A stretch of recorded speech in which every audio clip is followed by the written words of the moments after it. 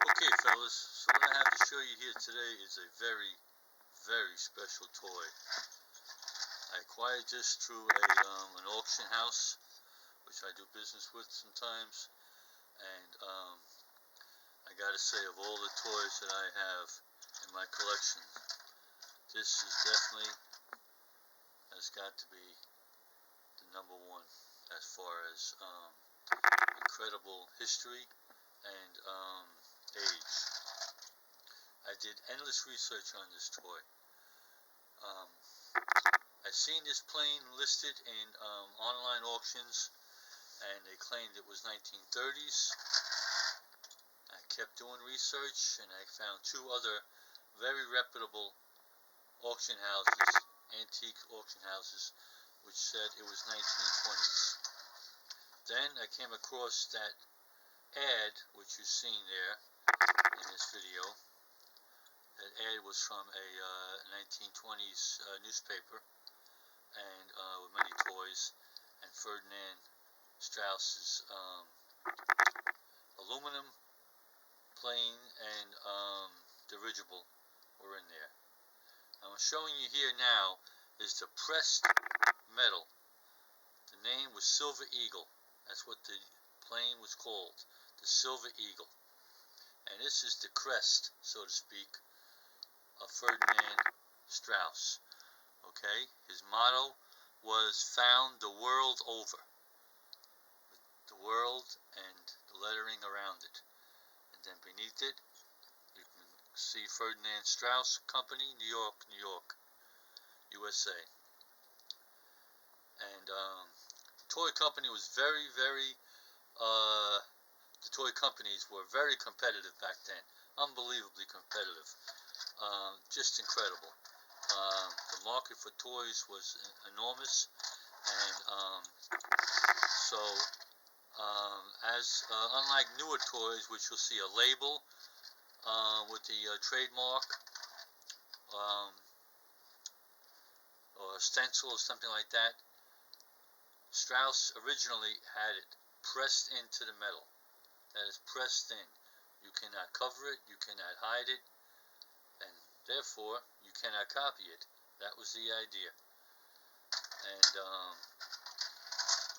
I've never seen a toy with the full name of the toy and the company pressed in like that. All the toys I have.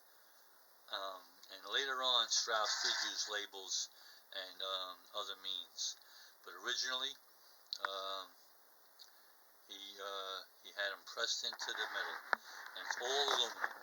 I got a magnet here. Okay, this is a metal table. I'm going to show you. This is all aluminum. The whole thing is aluminum. Okay, and okay. Now the propeller and the wheels. All right, the magnet doesn't stick to them, but I don't think it's aluminum. I think it's brass because of the color. The color is a brass color. I don't know if there's such a thing as brass aluminum, but the magnet does not stick to them. So the only thing that is really metal in this toy is the motor itself. If I put the magnet underneath here, on the outside wall where the motor is opposite it, or the key is on the bottom. Okay, the key is definitely steel.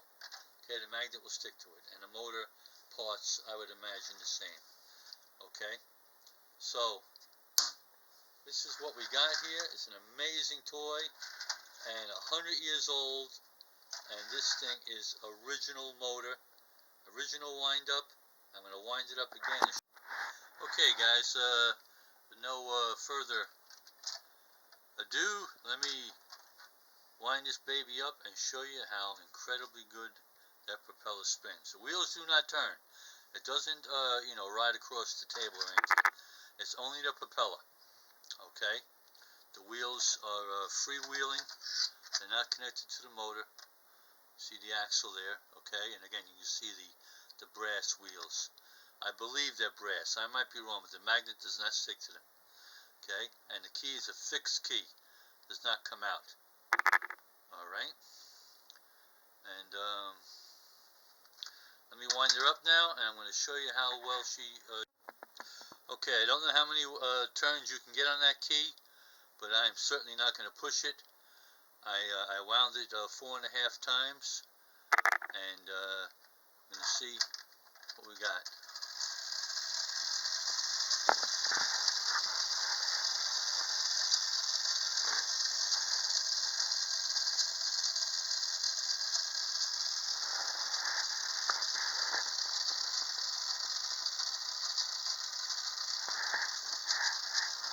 "100-year-old wind-up motor." Can you believe that? 100 years old, and that sucker is still spinning so beautifully. It's just incredible. The workmanship that they put into things back then. I'm really flabbergasted by this thing. That anything mechanical will still run after 100 years. It's just mind-boggling. Really is. Now there is one part on this. Actually, two parts that are not original. The tail, okay, was replaced. The fella told me the original tail was bent to hell, and he replaced it. He fabricated the tail, whole tail end with it. However, it is made of aluminum. Okay, he actually made it of aluminum. The magnet does not stick, so it's as original as he could make it. Look at that propeller wants to go.